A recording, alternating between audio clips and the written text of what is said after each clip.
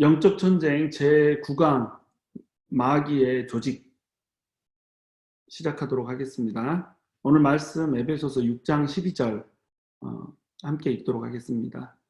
우리의 씨름은 혈과 육을 상대하는 것이 아니요 통치자들과 권세들과 이 어둠의 세상 주관자들과 하늘에 있는 악의 영들을 상대함이라.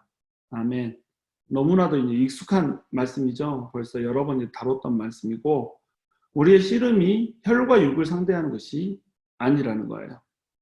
그리고 우리의 씨름은 통치자들과 권세들과 이 어둠의 세상 주관자들과 하늘에 있는 악의 영들을 상대하는 것이래요.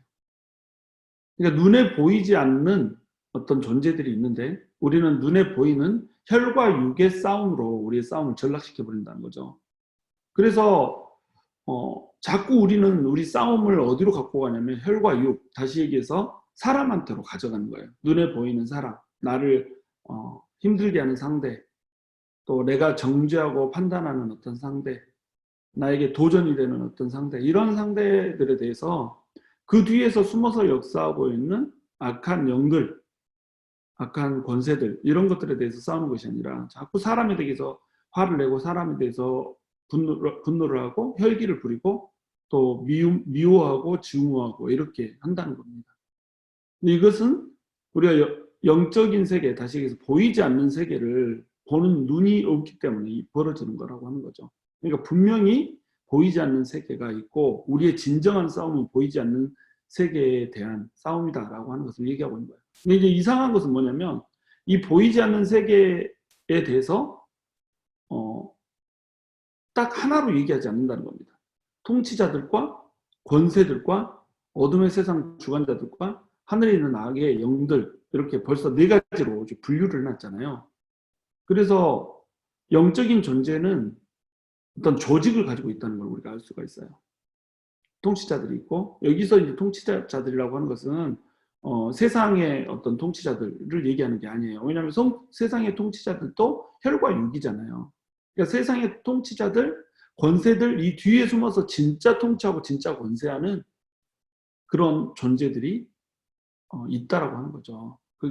이게 영들에 대한 얘기인 겁니다. 그래서 이 영들은 조직을 가지고 있다는 거예요.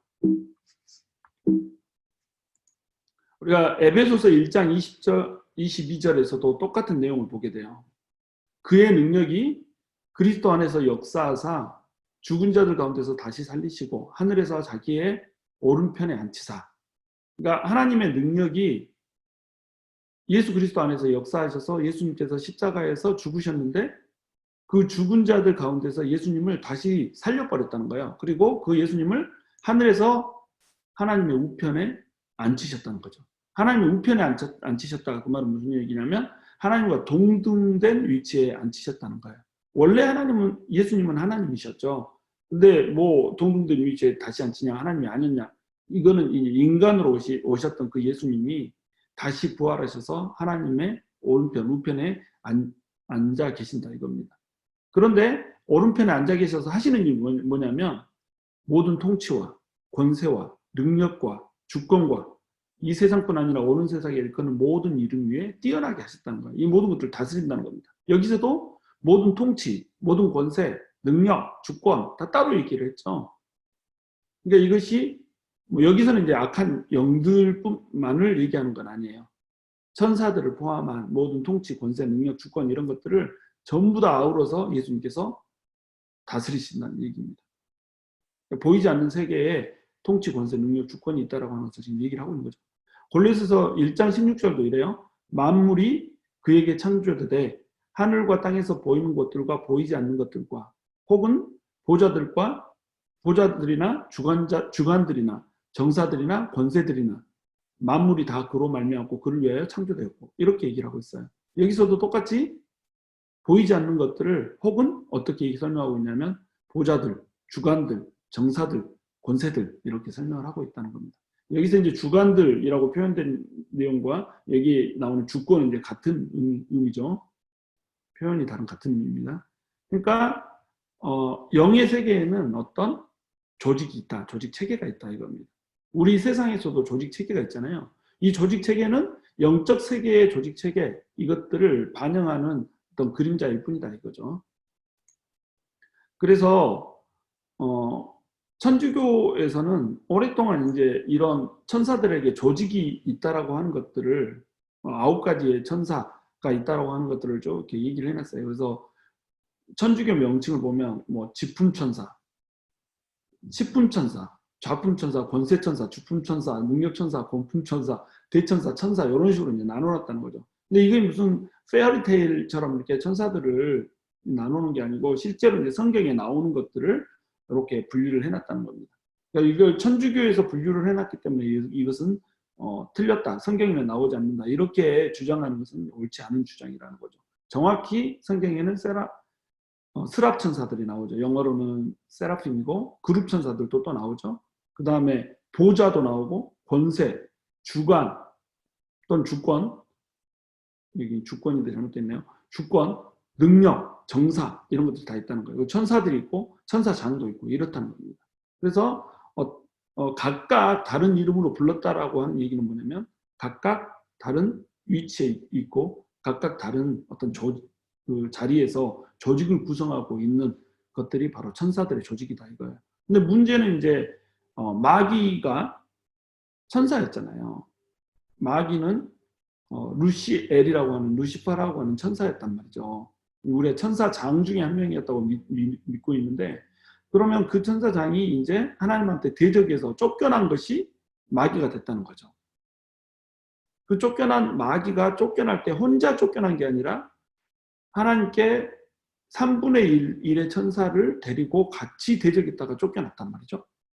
이 천사들도 원래는 어떻겠어요? 이런 조직 체계들 안에 들어있었던 겁니다. 그러니까 이 조직 체계를 가지고 있는 그들이 땅으로 쫓겨날 때도 똑같이 이들은 이런 조직 체계를 가지고 쫓겨나는 겁니다.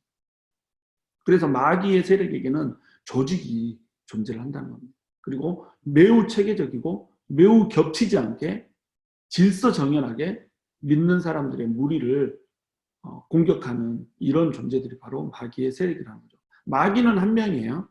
마귀는 다른 이름은 사탄이라고도 부르고 그런데 마귀의 세력들이 있는 거예요.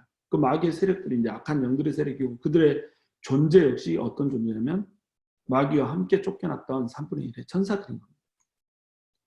그래서 지난 시간 내내 이제 우리가 하고 있는 얘기가 뭐냐면 영적 전쟁의 본질이 뭔가 하는 거예요. 영적 전쟁의 본질이라고 하는 것은 뭐냐면 결국은 마음 뺏기 싸움이라고 그랬죠. 하나님으로 향해야 될 마음을 마귀가 강탈을 해버린 거예요. 마귀가 덫으로 쳐놓은 세상의 어떤 유혹들, 세상의 재리들 이런 것들로 이제 뺏어가 버린다는 거죠. 그게 이제 마귀의 전략이라는 겁니다. 그러니까 영적 전쟁의 본질은 하나님으로 향해야 할 마음을 강탈하여서 다른 것을 쳐다보게 하는 거예요. 이게 영적 전쟁이다. 그래서 마음은 세 가지로 나눠져 있어서 지정의라고 하는 것을 공격을 한다. 근데 마음을 개인적으로 뺏기면 언어, 행동, 습관, 신념 등에 영향을 미쳐서 우리가 잘못된 행동들, 잘못된 말들, 잘못된 습관들을 갖게 하는 이런 결과를 초래한다고 그랬죠. 그리고 마음을 빼앗긴 이제 사회적 결과가 있는데 어떤 종교를 통해서, 문화를 통해서, 사상을 통해서, 철학을 통해서 그 국가를 완전히 장악하고 이렇게 통치를 하는 이런 것이 바로 마귀가 하는 일이라는 겁니다. 그래서 마귀는 이러한 공격을 매우 체계적이고 조직적으로 감행하는 존재라고 하는 거예요. 이제 마귀의 조직을 이제 하나씩 이제 볼 거예요. 보면은 여기에 설명되어 있는 이거 보좌, 권세, 주관, 능력, 정사 이런 식으로 좀 나눠져 있다고 그랬잖아요. 이런 것들을 이제 하나씩 살펴보면서 마귀가 어떤 조직을 가지고 있고 그들이 하는 일이 무엇인가 이런 것들을 살펴보고자 합니다. 이건 이제 그리스도인들을 위한 영적 전쟁이라고 하는 딘 셔만의 책에서 제가 발췌를 해온 겁니다. 거기에 이제 조금 덧붙여서 이렇게 여러분들 알아먹기 쉽게 설명을 해드리도록 하겠습니다. 첫 번째는 뭐냐면 정사예요. 정사라고 하는 건 뭐냐면 타인의 자유의지를 뛰어넘어서 발언권을 행사하거나 의지를 구현하는 것과 관련돼 있어요. 그러니까 다른 사람의 의지를 뛰어넘어서 그 사람이 내 의지대로 행동하게 하도록 이게 발언권을 행사하는 그런 거죠. 그리고 내 의지대로 하도록 내가 강요를 한다는 거예요. 그런 것들을 해낼 수 있는 그 조직이 뭐냐면, 조직 중에 하나가 뭐냐면 정사라는 거예요. 그래서 마귀는 우리의 의지를 뛰어넘어서 자기가 바라는 의사대로 이 땅에 실현을 하기를 원한다. 이겁니다. 어떻게 하냐면 바로 성문과 성벽이라고 하는 것을 통해서 그렇게 한다는 거예요. 그래서 첫 번째 이제 성문을 통해서 이렇게 하는데, 마태복음 16장 18절에서는 예수님이 베드로에게 이렇게 말씀을 하세요. 또 내가 내게 이르노니 너는 베드로라. 내가 이 반석 위에 내 교회를 세우리니 음부의 권세가 이기지 못하리라. 이렇게 표현하고 있어요. 그러니까 베드로라고 하는 사람이 아니고, 베드로가 이렇게 신앙 고백을 하잖아요. 주는 그리스도시요 살아계신 하나님의 아들입니다 라고 하는 신앙 고백을 하죠. 신앙 고백을 하니까 이 베드로에게 해주셨던 말씀이 바로 이 말씀입니다. 그래서 베드로를 통해서 처음 교회를 시작을 하세요. 그러니까 베드로 그 자체가 이제 반석이 되는 거죠. 근데 이 말씀은 베드로한테만 주신 것이 아니고, 또한 누구한테도 주시냐면 제자들한테도 똑같이 이 말씀을 주신다는 거죠. 제자들에게 너희가 풀면 하늘에서도 풀릴 것이고, 너희가 땅에서 매면 하늘에서도 매일 것이다. 이런 식으로 너희에게 천국의 열쇠를 줬다. 이런 식으로 말씀을 하신다는 겁니다. 그래서 이게 천주교에서는 이제 이 말씀 때문에 베드로를 초대 교황이다 이렇게 얘기해서, 교황이 교회의 권세를 잡고 있다 해서 교회 전체를 교황이 이렇게 틀어지는 그런 시스템을 가졌는데, 이게 잘못된 거라는 겁니다. 왜냐하면 베드로에게만 준 말씀이 아니라는 거예요. 첫 시작은 베드로를 통해서 했지만, 이 말씀은 모든 교회에게 주신 말씀. 다시 얘기해서 베드로의 신앙 고백 위에 주신 말씀이라는 거예요.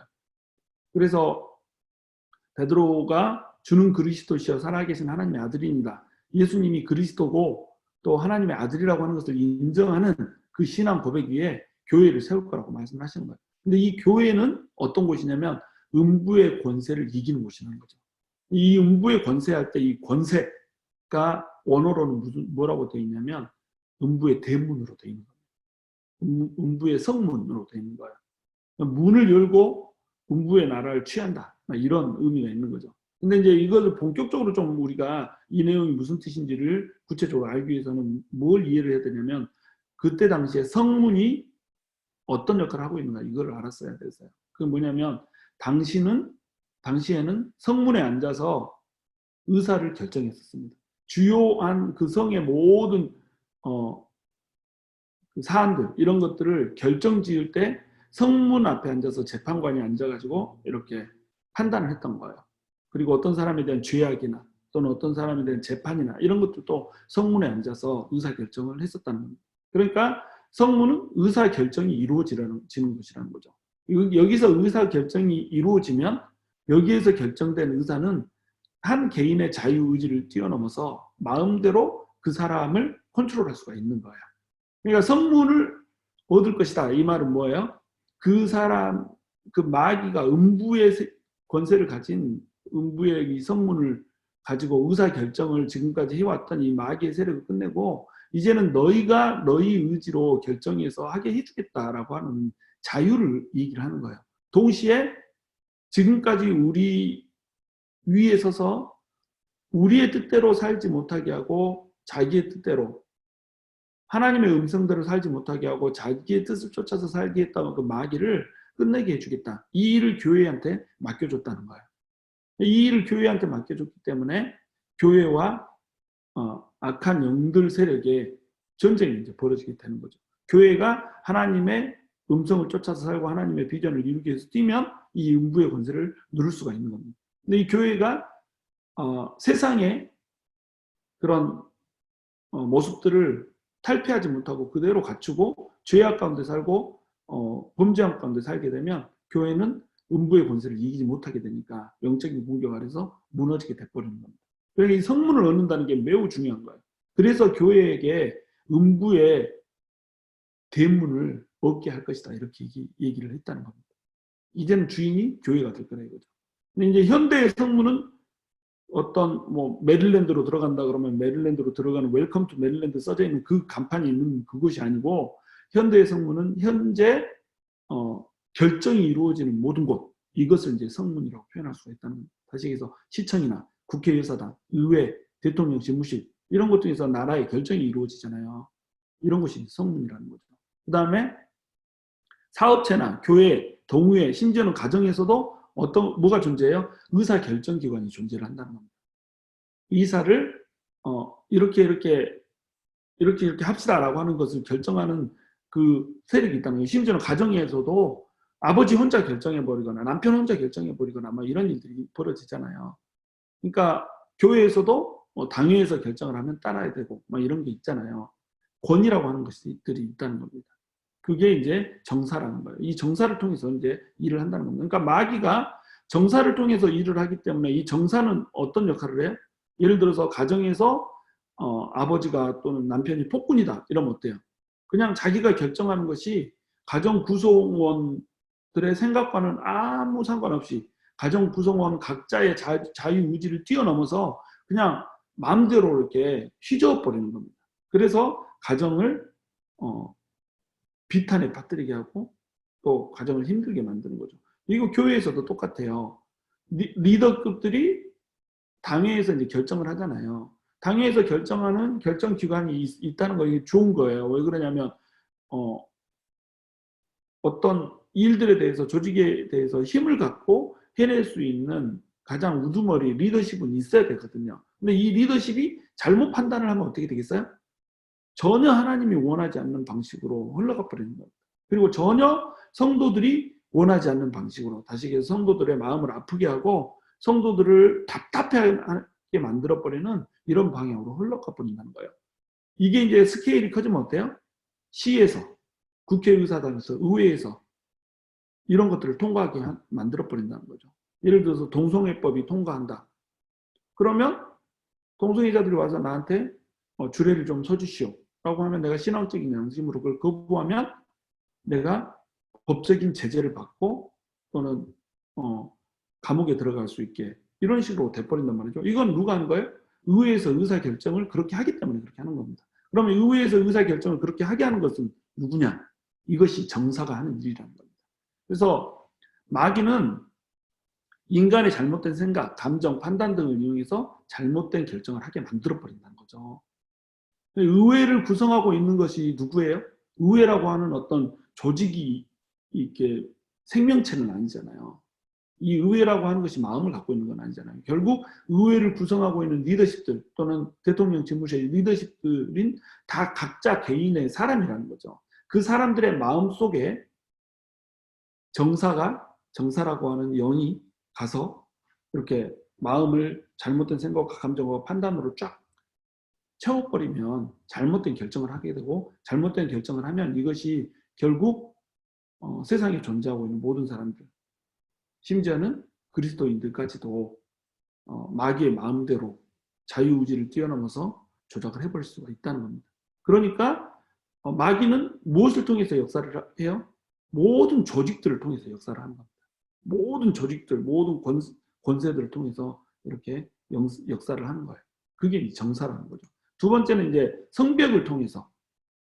성벽은 권위에 대한 보호를 나타내는 성경적 상징이거든요. 성벽이 구약시대에 이제 전쟁들이 쭉 많이 있잖아요. 이 전쟁들은 왜 전쟁 중심으로 이렇게 기록이 되어 있냐면 우리 삶이 영적 전쟁의 한복판이라고 하는 것을 그냥 이미지로화 시켜줘 버리는 거예요. 전쟁이 일어난다. 그럼 전쟁을 이기기 위해서 뭘 하죠? 성벽을 무너뜨리는 거예요. 전쟁에서 지지 않기 위해서 하는 일은 뭐예요? 성벽을 굳건히 지키는 거예요. 근데 이 성벽 중에 한 틈만 딱 벌어지면 어떻게 되죠? 그 성벽으로 군대가 쫙 들어가서 그 성 자체를 그냥 초토화를 시켜버리잖아요. 그러니까 이 성벽이라고 하는 건 매우 중요한 겁니다. 그래서 이 성벽은 이제 권위를 상징하는데 예를 들어서 느헤미야가 포로에서 귀환을 하잖아요. 바벨론의 포로에서 페르시아가 바벨론을 장악함으로써 고레스가 이제 칙령을 내려가지고 돌아가게 이렇게 해주잖아요.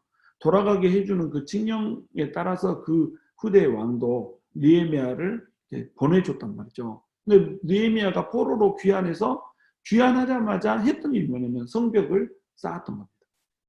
스룹바벨은 돌아와서 성전을 쌓았어요. 하나님 중심의 그런 생활을 해야 신앙생활을 해야 다시는 포로로 잡혀가지 않을 것이라는 경각심 때문에 스룹바벨은 성전 중심의 삶을 살기 위해서 성전을 지었어요. 근데 에스겔이 2차 포로 기환에서 돌아오고 나서 성전은 건물일 뿐이더라 이거죠. 옛날에는 솔로몬 성전, 더 화려한 성전이 있었음에도 불구하고 이스라엘이 망했다 이거죠. 왜 그러냐면 성전을 채우고 있는 소프트웨어가 없었던 거예요. 영적 부흥이 없었던 겁니다. 그러니까 성전은 껍데기일 뿐이고 그 속에 영적 부흥을 일으켜야 된다. 그렇게 해서 영적 부흥 운동을 에스라가 한 거예요. 그리고 나서 느헤미야가 3차 귀환을 하잖아요. 느헤미야가 3차 귀환을 해서 한 일은 뭐냐면 성벽을 쌓는 거였습니다. 성전이 재건됐으니까 예루살렘의 성벽을 쌓는 거예요. 성벽을 쌓고 나서 이 성벽을 통해서 뭘 지키고자 해요? 예루살렘을 지키고자 한다는 겁니다. 다시 얘기해서 하나님의 나라를 성벽을 통해서 지킴으로 말미암아서 세워진 영적인 부흥, 세워진 성전 중심의 삶이 어떤 악한 세력에 의해서 무너지지 않게 하고자 했던 거예요. 이것이 영적 세계에서도 이대로 적용이 되는 겁니다. 우리가 영적인 성전을 우리 심령 속에 세워요. 예수 그리스도를 우리 속에 성전으로 세워요. 그래서 그곳에서 영적인 부흥이 있고 정말 우리가 새로워졌어요. 근데 성벽을 쌓지 않으면 어떻게 되겠어요? 계속 마귀가 침투해서 들어온다는 겁니다. 그러니까 우리가 성벽을 세워야 된다는 거죠. 성벽. 이게 이제 이 원리를 조금 이제 세상으로 넓혀가면 이제 영적인 공격이 성벽을 뚫고 들어오는 악한 세력이 이제 정사가 되는 거죠. 그래서 성벽이 무너지면 하나님 나라를 지킬 수가 없는 겁니다. 마귀는 마귀가 들어오지 못하게 하는 그 권위의 벽을 무너뜨려 버려요. 결혼, 가정, 교회, 학교 이런 등의 제도들을 침투를 해버리는 겁니다. 가정에 권위가 있잖아요. 남편의 권위가 있고 아버지의 권위가 있고 교회에도 권위가 있단 말이에요. 목회자의 권위가 있고 장로들의 권위가 있고 학교에도 교장의 권위가 있고 선생님들의 권위가 있고 이런 권위들이 있단 말이죠. 근데 이 권위들을 마구 침탈을 해버리는 겁니다. 그래서 마귀가 성벽을 장악하는 방법에 세 가지가 있어요. 그게 뭐냐면 경건하지 않은 지도자를 세우는 거예요. 경건하지 않은 지도자를 세워서 이 사람들이 그런 권위자로서 다시 얘기해서 성벽으로서의 역할을 제대로 수행하지 못하게 해버리는 겁니다. 경건한 지도자들은 마귀의 공격으로부터 그 나라를 지켜내는 성벽 같은 역할을 하는 거거든요. 쉽게 얘기하자면 다윗이 하나님을 너무 잘 믿었잖아요. 하나님을 너무 다윗이 잘 믿다 보니까 하나님은 이스라엘이라고 하는 나라를 지켜내는 성벽으로서의 역할을 다윗이 하게 됐다는 거죠. 근데 경건하지 못한 지도자가 세워지면 어떻게 돼요? 예를 들어서 므낫세 같은 지도자, 이세벨과 아합 같은 지도자, 이런 지도자가 세워지면 성벽이 망가진 거잖아요. 그러니까 마귀가 틈타고 들어와서 그 나라를 마음껏 쑥대밭을 만들어버리는 거예요. 그래서 디모데전서 2장 2절에서는 지도자들, 나라의 지도자들을 위해서 기도를 하라고 그러는 거예요. 임금들과 높은 지위에 있는 모든 사람을 위하여 기도하라. 이렇게 나오는 거예요. 이는 우리가 모든 경건과 단정함으로 고요하고 평안한 생활을 하려 함이라. 나라의 리더들을 위해서 기도해야 되는 이유는 뭐냐면 경건과 단정함으로 고요하고 평안하게 신앙생활을 하고자 하는 데 있다는 거죠. 리더들이 잘못돼 버리면 신앙생활을 하는데 엄청난 핍박이 와요. 예를 들면 북한 같은 경우 신앙생활을 하려면 어떻게 해요? 목숨을 내놓아야 되잖아요. 중국 지하교회에서 신앙생활을 하려다 보면 목숨을 내놓고 해야 된다 이거죠. 그러니까 지도자들을 우리가 위해서 기도를 해야 된다는 거죠. 경건하지 않은 지도자를 세우거나 또는 지도자를 경건하지 못하게 타락을 시켜버리거나 이런 일들을 통해서 마귀가 성벽을 침투한다는 거예요. 그다음에 두 번째는 권위를 무시하게 만들어버려요. 그러니까 첫 번째는 이제 하나님의 권위부터 무시하게 만들죠. 이 시대가 이제 포스트 모더니즘이라고 부르잖아요. 포스트 모더니즘은 지난번에도 설명을 드렸듯이 가치관이 혼란스러워요. 이것도 옳고 저것도 옳고 모든 게 짬뽕이 돼버려요. 혼재가 돼버려요. 근데 이제 포스트 모더니즘의 특징은 뭐냐면 가치관의 혼재가 아니고 자기 자신이 그냥 왕이 게 가치관이에요. 내가 세상의 주인이다 이거죠.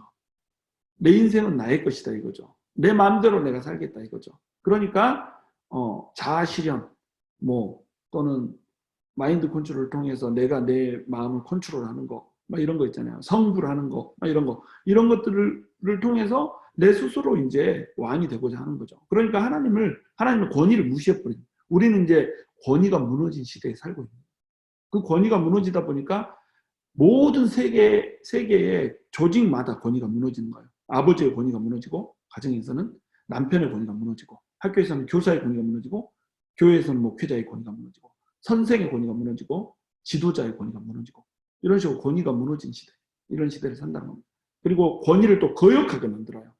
권위가 있어도 거기에 아나키스트처럼 무정부주의자처럼 그냥 막 대드는 게 멋이고 또 이렇게 매력인 것처럼 이렇게 속이게 만든다는 거죠. 마귀가 하는 일이. 이런 식으로 정사가 성벽을 무너뜨리면서 역사를 한다는 겁니다. 근데 사무엘상 15장 23절에서는 이렇게 말씀하고 있어요. 이는 거역하는 것은 점치는 죄와 같고 완고한 것은 사신 우상에게 절하는 죄와 같으니라. 이렇게 얘기해요. 거역하는 것은 점치는 죄. 우상 숭배하고 똑같다는 거죠. 이런 식으로 권위에 도전하는 것을 우상 숭배하고 똑같은 걸로 본다는 겁니다. 근데 정사는 어떻게 한다고요? 자꾸 권위에 도전하게 만든다는 겁니다. 권위를 거역하게 만든다는 거죠. 그래서 성경은 또 말씀하십니다. 각 사람은 위에 있는 권세들에게 복종하라. 권세는 하나님으로부터 나지 않음이 없나니 모든 권세는 다 하나님께서 정하신 바라. 이렇게 말씀하고 있습니다. 하나님께서 권세들에게 권세를 주셨다는 겁니다. 그러니까 세상에 있는 이 권세들에게 복종하라는 거예요. 권위에 순복하라는 겁니다. 모든 권세는 하나님으로부터 나온 것이기 때문에 권위에 순복하지 않으면 이거는 하나님한테 순복하지 않는 것과 똑같다는 거예요. 지도자가 때로는 악할 수가 있어요. 그럼에도 불구하고 우리는 순복을 해야 되는 겁니다. 정치가가 부패할 수 있고 판사가, 사장이, 목사가, 부모들이 옳지 않을 수가 있어요. 이들도 인간이기 때문에. 그러나 우리는 순복해야 된다는 거예요. 근데 이제 순복에 우선순위가 있어요. 그게 뭐냐면 하나님이 먼저라는 겁니다. 하나님께 순복하고 권위에 순복하는 거예요. 권위에 순복하기 위해서 하나님을 거역해버리면 안 된다는 거죠. 예를 들면 가정에서 부모님이 너는 이제부터 교회 나가지 마 이놈아. 당신은 내가 이 남편이 교회 집 가정의 머리라면서 내가 머리로서 명령한다. 이제부터 신앙생활 하지 마세요. 이렇게 얘기하면 어떻게 해야 될까요, 여러분? 권위에 순종해야죠. 모든 권위는 하나님한테 왔으니까 하나님한테 순종하려면 권위에 순종합니다. 네. 이렇게 하는 게 옳을까요? 옳지 않다는 거예요. 왜? 하나님이 권위의 최우선이기 때문에. 다시 얘기해서 하나님을 권위에서 내려드리려고 하는 권위가 있으면 그것을 거부할 수 있어야 된다는 겁니다. 베드로가 그 대표적인 예예요. 베드로가 복음을 전했어요. 예수 그리스도가 그리스도라고 하는 것을 전했습니다. 근데 그 당시에 유대 지도자들은 예수님을 이단의 괴수로 알았거든요. 그래서 예수님을 십자가에 못 박았고 예수님이 자기 유대교를 무너뜨리는 존재라고 믿었기 때문에 예수님을 전하는 것을 엄금을 했던 겁니다. 그래서 베드로를 심하게 때려요. 심하게 매로 때린 다음에 다시는 복음을 전하지 말라. 이렇게 얘기를 하잖아요. 그랬더니 베드로가 뭐라고 그래요? 나는 내가 보고 들은 것을 전하지 않을 수가 없노라. 이렇게 얘기하잖아요. 내가 사람을 기쁘게 하랴 하나님을 기쁘게 하랴. 이렇게 얘기하잖아요. 베드로는 철저히 하나님한테 그 권위를 먼저 인정을 했던 겁니다. 그러나 그 권위를 전복시키기 위해서 베드로가 혁명운동을 하진 않았어요. 단 하나님의 권위에 먼저 순복하기 위해서 이들이 주는 권위에 거부를 했던 겁니다. 전복하려고 하는 시도를 한 건 아니죠. 마틴 루터도 마찬가지예요. 당시에 교회는 천주교 교회였잖아요. 이 교회는 우상숭배 투성이었어요. 성상을 만들어 놓고 성물을 만들어 놓고 거기에 절하게 만들었어요. 성인 성녀들을 만들어 놓고 성인 성녀들에 대한 기도가 따로 있게 했고 또 마리아 상을 만들어 놓고 마리아에게 기도하게 했고 이런 식으로 해놨다는 겁니다. 천사들을 숭배하게 했고 이런 식으로 만들어놨다는 거예요. 이게 우상 숭배라는 거죠. 그리고 금권 숭배, 권력에 대한 숭배가 있었어요. 그래서 이 세상을 장악하고 교회가 이 세상을 더욱더 힘있게 다스려야 된다라고 하는 이런 철학 하에서 이걸 위해서 교회가 하나님을 등져버렸던 거죠. 심지어는 면죄부를 만들어서 헌금을 많이 하면 지금 예수를 믿지 않고 죽었던 조상이 있다라고 할지라도 그 동전 소리가 땡그르릉 뚱뚱뚱뚱 떨어질 때마다 너희의 조상들이 구원을 얻는다. 이런 식으로 가르쳐가지고 돈을 모았던 겁니다. 이게 돈에 대한 숭배였던 거죠. 그러니까 우상 숭배와 금권 숭배로 완전히 교회를 타락시켜 버렸어요. 그리고 이것이 옳은 일이었어요. 이것을 교회가 자행을 했고 이것에 반기를 들고 이것이 틀렸다라고 얘기하면 그것은 교회 권위에 도전하는 것으로 여겨졌다는 겁니다. 근데 마틴 루터는 어떻게 해요? 교회의 권위에 당당하게 대응을 했던 겁니다. 왜? 하나님의 권위가 우선이기 때문에. 마틴 루터가 교회의 권위에, 교회의 하나됨에 이렇게 굴복을 하기 위해서 네네 했으면 어떻게 되겠어요? 지금도 교회는 여전히 교회가 아니겠죠. 그래서 마틴 루터를 아직도 천주교에서는 사탄아라고 부른다고 했죠. 사탄이라고 불러요. 왜? 교회를 쪼갰다 이거죠. 그러나 교회의 기능을 상실해버린 교회, 하나님이 떠나버린 교회, 하나님 대신에 우상을 숭배하고 금권을 숭배하는 교회, 이런 교회는 더 이상 교회가 아니다. 그러면 하나님의 교회를 세우기 위해서 뭐가 필요하다? 혁명이 필요할 수도 있다라고 하는 겁니다. 혁신이, 개혁이 필요할 수가 있다는 거예요. 그래서 종교 개혁이 일어났던 겁니다. 그리고 그 열매를 지금 우리는 누리고 있는 거죠. 그래서 영적 전쟁은 결국 중보기도로 이어질 수밖에 없습니다. 영적 전쟁의 끝은 중보기도예요.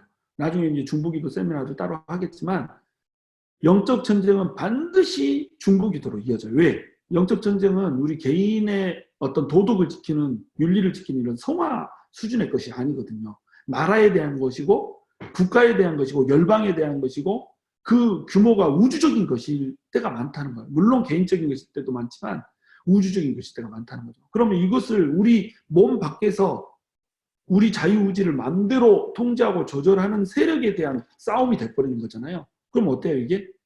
중보기도가 아니고는 이 싸움을 제대로 타겟을 잡고 해낼 수가 없다는 겁니다.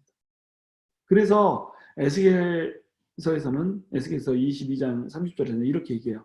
이 땅을 위하여 성을 쌓으며 성 무너질 때를 막아서서 나로 하여금 멸하지 못하게 할 사람을 내가 그 가운데서 찾다가 찾지 못하였으므로. 하나님과 인간 사이에 성이 무너져 버렸다는 거예요. 하나님 나라의 성이 무너져 버렸다는 거예요.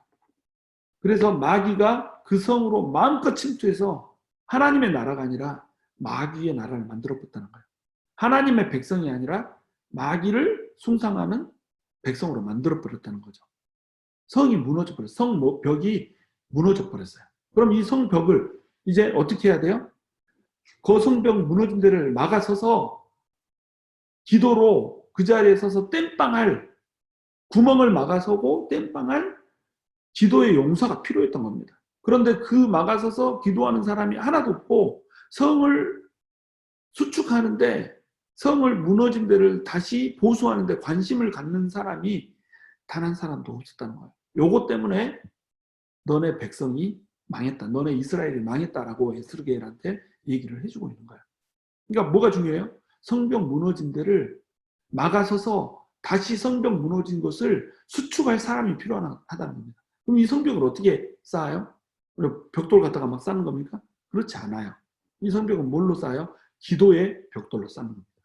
기도하는 전사들이 모여서 악한 마귀들이 들어오지 못하게 기도로 딱 막아서고 그 기도의 벽돌을 하나씩 둘씩 쌓아서 무너진 성벽을 다시 수축하는 거예요. 그래서 마귀가 마음껏 들어왔던 통로가 되었던 그 성벽 무너진 곳을, 그 하나님의 나라의 성벽을 기도의 용사가 지켜내는 겁니다.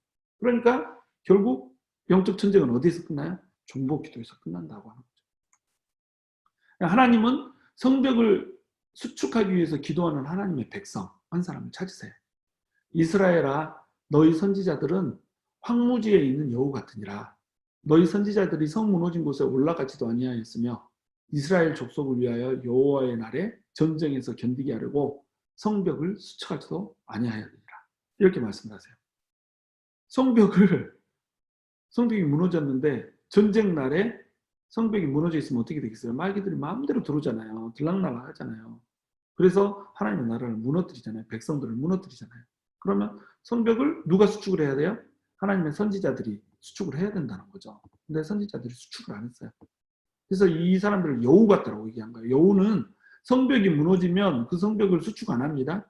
성벽이 무너지면 오히려 여우들은 좋아해요. 왜냐하면 성벽이 무너진 그곳에 이렇게 땅굴이 있잖아요.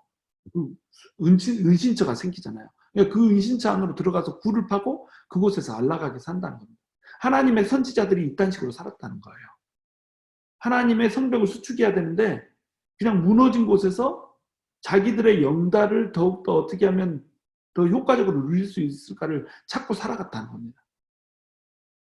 현대 그리스도인들이 이렇게 살아가고 있다는 거예요. 그리스도인들은 예수님을 그리스도로 모셨잖아요. 그리스도라고 하는 것이 무슨 뜻이라고 그랬죠? 기름 부으심을 받은 자라고 하는 뜻이라고 그랬잖아요. 예수는 그리스도라고 하는 말에는 예수님이 기름 부음을 받으신 자라고 하는 뜻을 가진다고 했잖아요.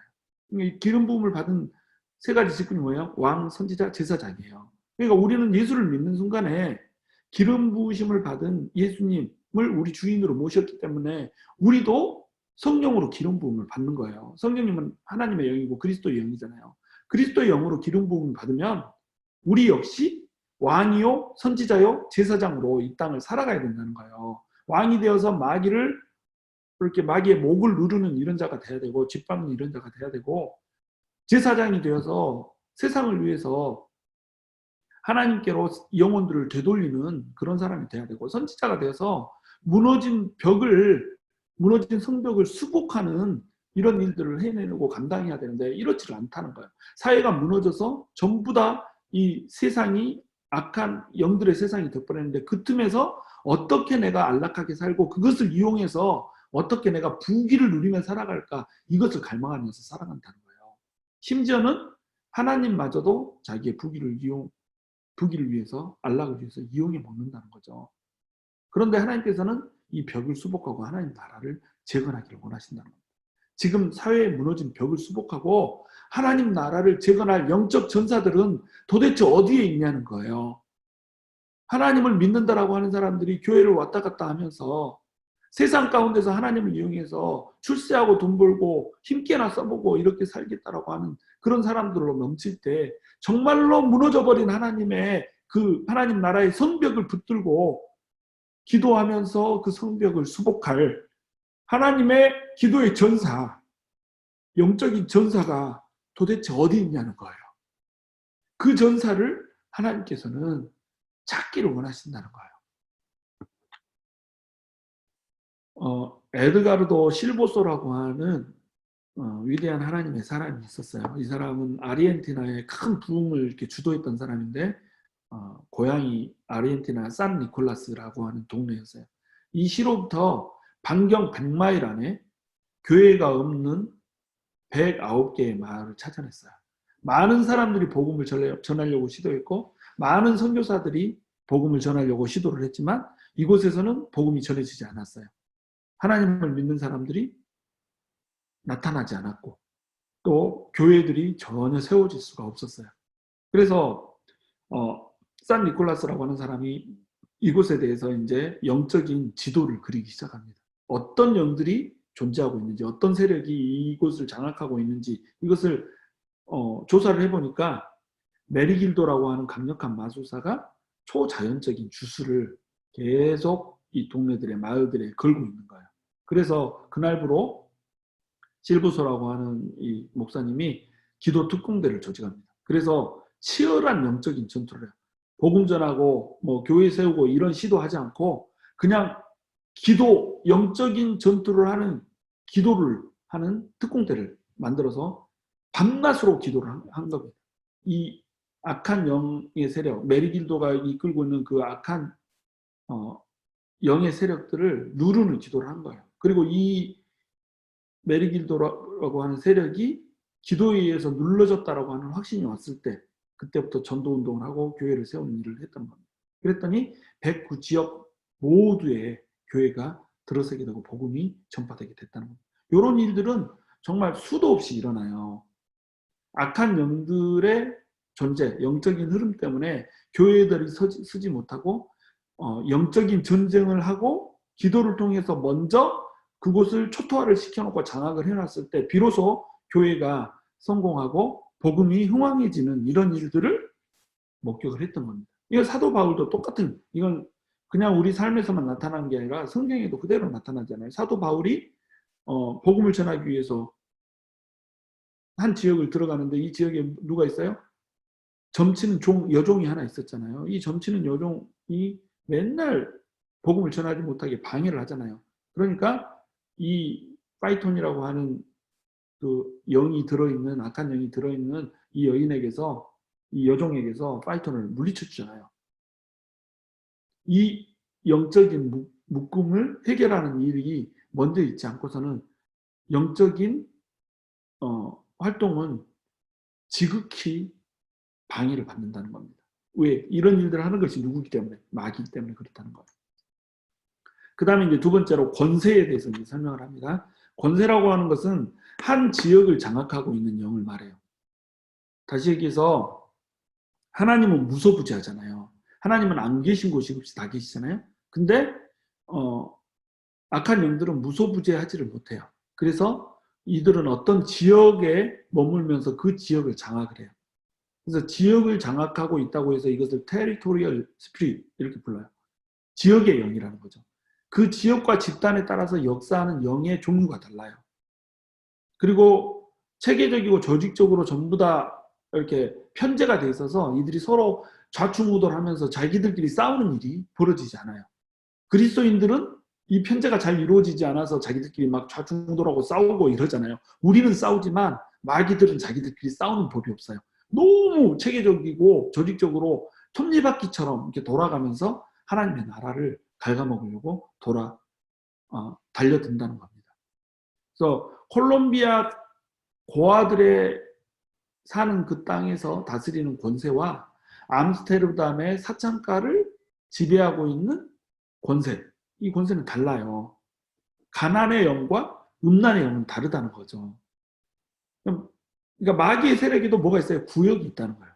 마귀의 세력에도 이 조폭들처럼 이 마귀는 조폭들하고 비슷하거든요. 이 나와바리라고 하는 게 있어요. 내 영역을 침투하지 않는, 이 영역은 내 구역이다 이거죠. 내 나와바리에서 막 하면은 막 이렇게 전쟁이 일어나고 막 이러잖아요. 그런 나와바리가 있다는 거예요. 그래서 마귀는 인간의 모든 영역의 영적 흐름을 파악하고 있고 그에 맞춰서 지배를 합니다. 제국은 제국대로, 나라는 나라대로, 지역, 도시, 구, 동네별로 다 그 지역의 영들이 있다는 거예요. 그리고 인종별로, 국적별로, 부족별로, 혈연별로, 그 가게별로, 언어 집단별로, 쓰는 방언에 따라서, 동일 문화 집단에 따라서, 민족에 따라서, 사회에 따라서, 조직에 따라서, 단체에 따라서 역사하는 영이 다르다는 겁니다. 그래서 이 영적인 조사를 해보면 각 도시별로 살인율이 높은 곳, 폭력이 높은 곳, 마약이 높은 곳, 알코올 중독이 높은 곳, 사창가, 물론 이런 이 범죄가 어디에서나 일어나지만 특별히 이런 것들이 높게 나타나는 지역들이 있다는 거예요. 현격한 차이를 보여주는 것들이 조사를 해보면 항상 있다는 거예요. 왜 그러냐면 그곳에 주로 점하고 있는 지역의 영이 각각 다르기 때문에 그렇다는 거예요.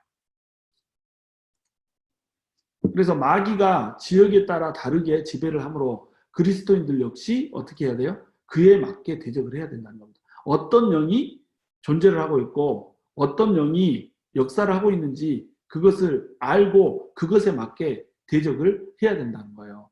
다니엘서 10장에서는 악한 영들의 세력을 바사국군이라고 표현을 하고 있잖아요. 바사국군은 천사 가브리엘이 다니엘의 기도를 가지고 오는 것을 막았어요. 어떻게 바사국에 있는 국군들이 혈과 육이 천사가 오는 것을 막을 수가 있어요. 이 바사국군이 얘기하고 있는 것은 뭐냐면 바사국, 다시 해서 페르시아 제국을 차지하고 있는 그 영역을 차지하고 있는 악한 영들이 가브리엘이 오는 것을 막았던 겁니다. 근데 그들은 뭐예요? 바사 국군이란 말이죠. 페르시아에서 역사하는 영들이란 말이죠. 지역의 영이란 말이죠. 그 영들은 페르시아 제국은 망했지만 그 영들은 망했을까요? 안 망했을까요? 망하지 않았어요. 그대로 그곳을 지금도 지키고 있는 겁니다. 이란으로, 인도로 지키고 있는 거예요. 그래서 바사 국군이란 그 페르시아를 지배하고 있는 영적인 세력이고 여전히 아직도 그곳에 머물고 있다. 예를 들면 이제 루마니아의 차우세스쿠 정권 같은 경우 이런 경우가 대표적인 이제 권세의 예예요. 이 루마니아는 사회주의 국가였잖아요. 그래서 인권이라고 하는 것을 찾아볼 수가 없었어요. 그래서 6만 명의 양민을 학살했고 생후 1개월 미만의 아이는 생명으로 보지 않았습니다. 생명의 개념 자체가 뭐였냐면 생후 1개월을 넘어야지 생명이었어요. 그러니까 아이를 낳는데 아이를 원하지 않는 아이인 거예요. 예를 들면 뭐 아들을 원하는데 딸을 낳거나 딸을 원하는데 아들을 낳았어요. 또는 뭐 장애아를 낳았어요. 이러면 어때요? 이 아이는 내가 원하지 않는다. 이런데 1개월 미만은 생명이 아니라네? 생명이 아니니까 어때요? 그냥 아이들을 산채로 냉동시켜 버렸어요. 냉동고에다 그냥 아이들을 산채로 집어넣어 버렸다는 거예요. 생명이 아니니까. 이게 권세를 통해서 차우세스쿠라고 하는 이 권세를 통해서 했던 일인 거예요. 프랭크 바토니라는 가명인데 이라는 사람이 1983년에 티미소아라에 라고 하는 이 지역에서 작은 가정으로 비밀 모임을 시작합니다. 기도회를 시작하죠. 그래서 기도를 막 하고 있는데 하나님의 음성이 들려요. 너는 두려움과 공포의 영을 대적하라. 이렇게. 그래서 두려움과 공포의 영을 대적하는 기도를 이제 밖에 나가서 하기 시작합니다. 그래서 관공서를 막 돌면서 비밀 경찰들이 듣지 못하게 아주 낮은 목소리로 기도를 하면서 이렇게 돌아다니는 거예요. 몇 년을 그 사역을 한 겁니다. 그 기도 사역을 한 지 6년이 지났을 때 2명의 목사가 비밀리에 사라져 버렸어요. 그냥 없어져 버렸어요. 비밀 경찰에 의해서 살해돼 버린 거죠. 그래도 이 기도 사역을 멈추지 않고 계속 이제 이 기도를 한 거죠. 그랬더니 1989년 8월 23일 날 주님의 음성이 들립니다. 뭐라고 하냐면 이 불꽃이 기도의 불꽃이 혁명의 불꽃이 이 마을로부터 터져 나와서 루마니아로 전 지역을 덮으면서 퍼지게 될 것이다 라고 하는 음성이 들린 거예요. 그리고 나서 이제 엄청난 이 차우세스쿠에 대한 저항이 이제 있기 시작하죠. 저항과 피저항, 역저항이 이제 있기 시작한 거예요. 그래서 막 많은 사람들이 죽었죠. 그러나 결국 4개월 후에 1989년 12월 크리스마스에 차우세스쿠는 처단이 되고 확정이 끝나게 된 겁니다. 그리고 전국 신문들은 일제히 보도를 하는데 뭐라고 보도를 했는지 아세요? 두려움과 공포의 사슬이 끊어졌다.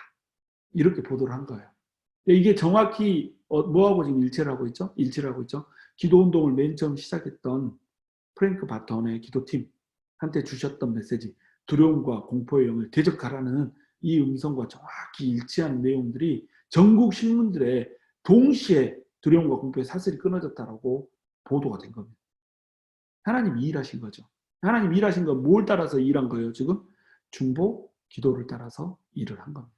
악한 영들, 그곳에 존재하고 있는 두려움과 공포의 영, 이 영에 대해서 대적한 중보 기도에 의해서 이 사슬이 끝나는 거예요. 우리 여기서 두 가지 사실을 볼 수가 있죠.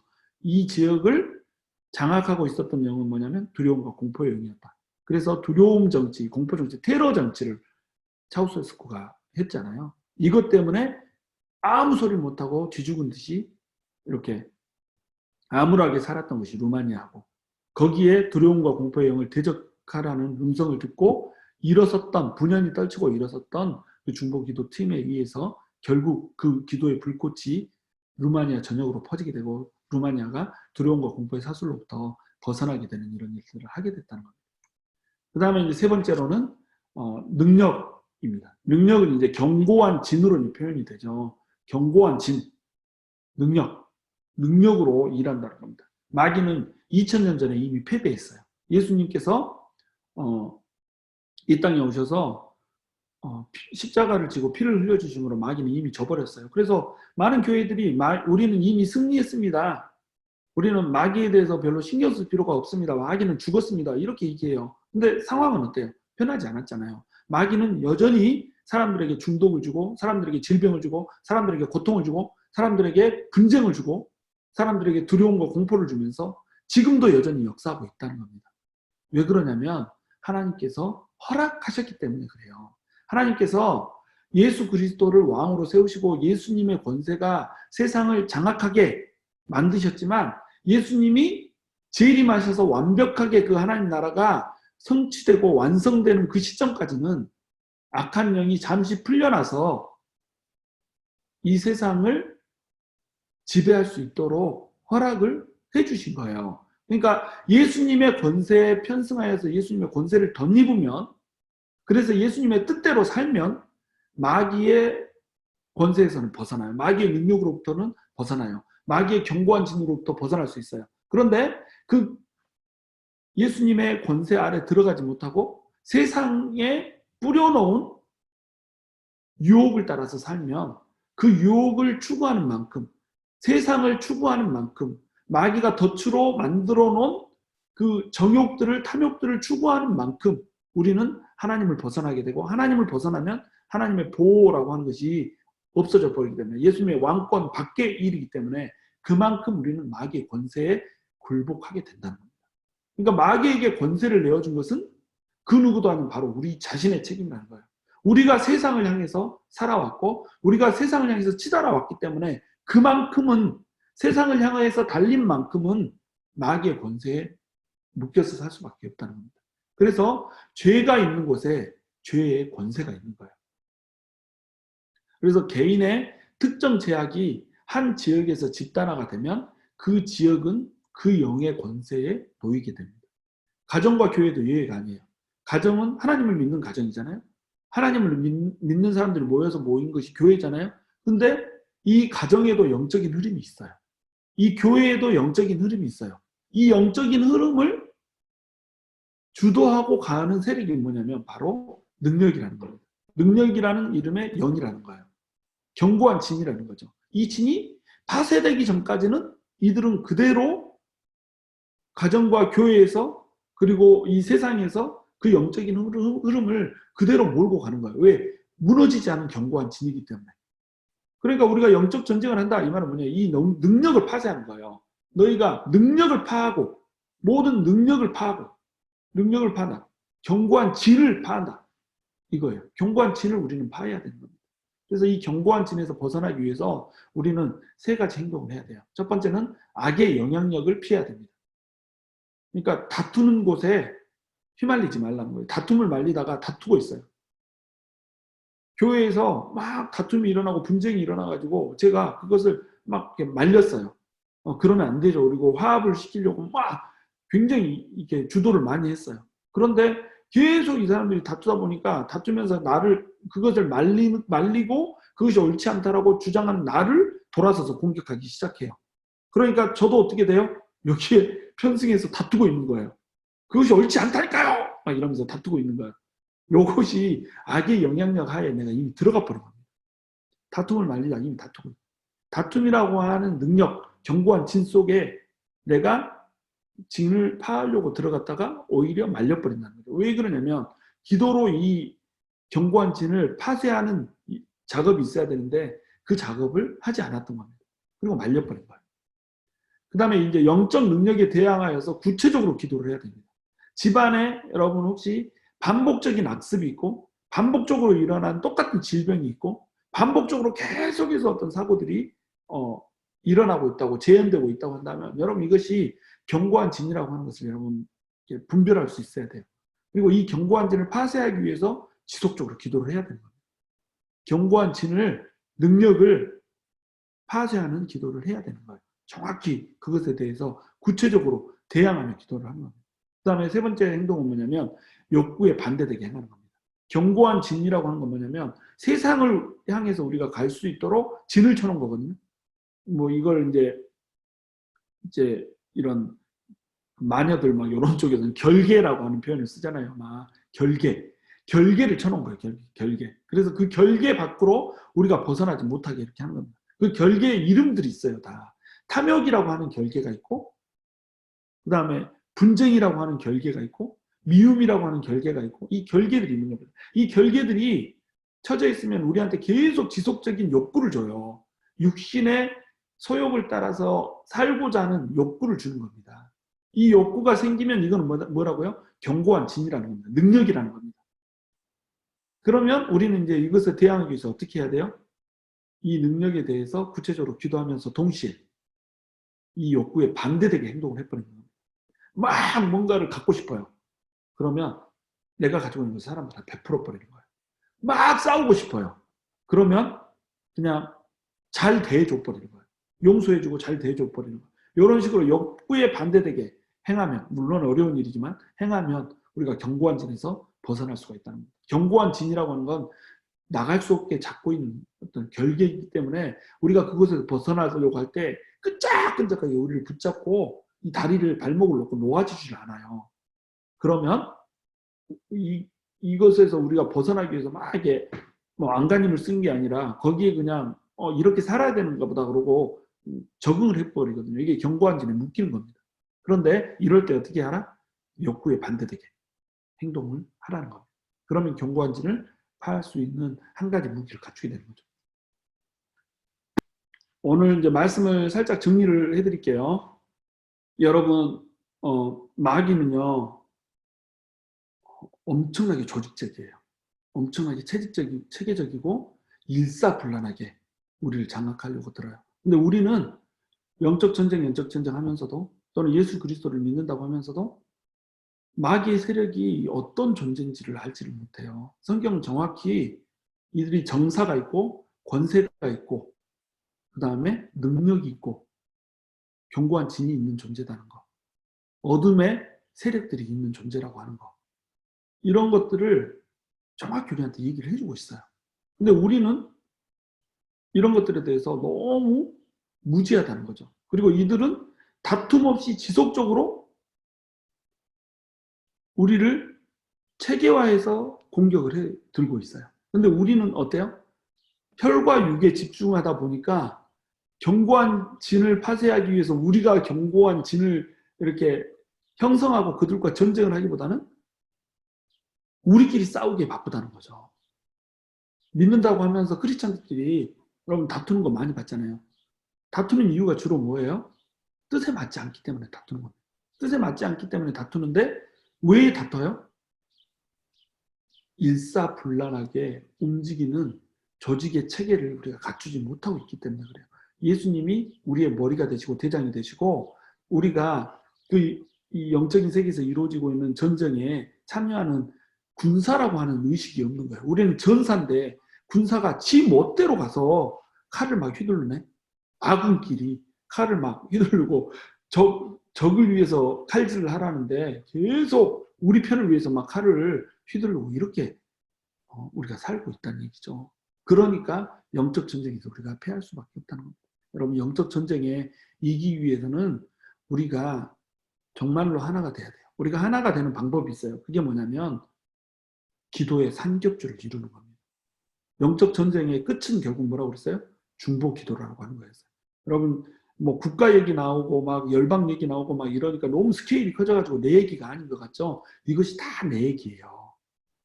이 하나님의 나라를 구할 때 하나님께서 우리 쓸 것을 채워주신다는 거예요. 너희는 그의 나라와 의를 구하라.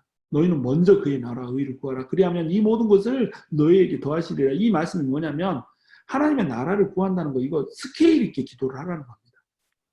이 열방에서, 이 우주에서 벌어지고 있는 모든 우주적인 영적 전쟁에 여러분이 참여하여서 관심을 갖고 중보기도 하라는 거예요. 하나님과 하나님 사이에 막힌 담을 이렇게 잇는 사람이 되라는 거예요. 하나님 나라의 무너진 성벽을 다시 구축하고 수축하는 이런 사람이 되라는 거예요. 기도의 용사가 되라는 거예요. 기도의 용사가 되려면 혼자 기도할 수 있어요? 없다는 거죠. 혼자 기도 절대 못합니다. 기도의 삼겹줄을 이루어야 돼요. 우리 글로리 교회가 진짜로 기도의 삼겹줄을 이룬 교회 됐으면 좋겠어요. 함께 손잡고 기도할 때 정말 이 지역을 감싸고 있는 악한 영들, 정사와 권세와 능력이 무너져 내리는 그런 기도를 우리 할 수 있었으면 좋겠어요. 그래서 혼탁해진 이 시대의 기류, 이 타원에 흐르고 있는 모든 악한 영들의 기류를 우리의 기도로 딱 파쇄를 하고, 정말 우리 때문에, 한 기도 때문에, 한 지역의 기도 운동 때문에 루마니아가 무너졌던 것처럼 우리의 기도 때문에 이 워싱턴 DC, 메릴랜드, 버지니아 에어리어가 정말로 하나님의 나라로 딱 수복되는 이 영광, 이게 하나님의 영광이잖아요. 이 영광이 정말로 우리한테 주어질 수 있다면 우리 인생 뭐 볼 거 있어요? 정말로 이게 하나님한테 영광이 되는 인생이지. 하나님께서는 우리에게 그 자리로 나올 것을 초대하고 부르시고 있는 겁니다. 여러분, 그 자리에 응하셔야 돼요. 그냥 이렇게 생각 없이 지내면 안 되고, 정말 하나님의 나라에 들어가서 하나님의 나라의 성벽을 수축하면서, 무너진 성벽을 수축하면서 영적인 전쟁을 이루어내는, 그 중보기도를 통해서, 기도를 통해서 정말 전투를 승리로 이끌어내는 그런 전사들이 되는 우리들 되기를 주님의 이름으로 축원합니다. 감사합니다. 그러면 기도하고 마치도록 할게요.